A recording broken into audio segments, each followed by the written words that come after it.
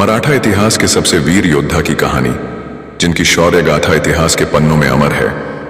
मुगलों की सत्ता को चुनौती देने वाले औरंगजेब के सबसे बड़े दुश्मन छत्रपति संभाजी महाराज की यह कहानी आपको एक नए युग में ले जाएगी। आइए जानते हैं कैसे शुरू हुआ यह महायुद्ध।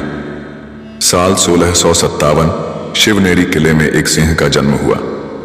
यह वही किला था जहां छत्रपति शिवाजी महाराज का बचपन बीता था और अब उनके पुत्र संभाजी ने इसी पवित्र भूमि पर जन्म लिया।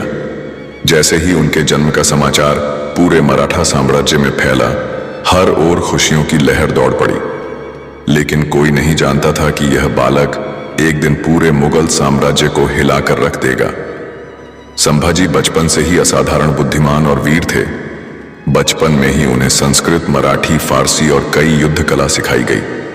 शिवाजी महाराज ने उन्हें तलवारबाजी, घुड़सवारी और कूटनीति का ज्ञान दिया।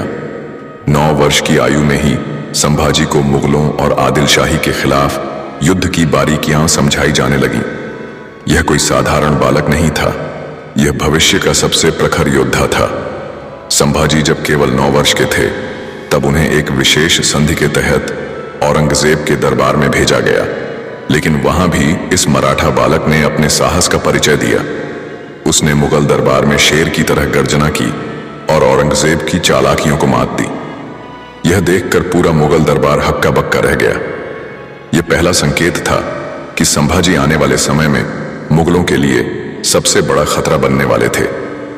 कैसे संभाजी महाराज अपने पिता के साथ मुगलों और आदिल शाही के खिलाफ सबसे बड़े युद्धों में उतरे, जानने के लिए देखिए संभाजी महाराज की अमर गाथा का अगला भाग।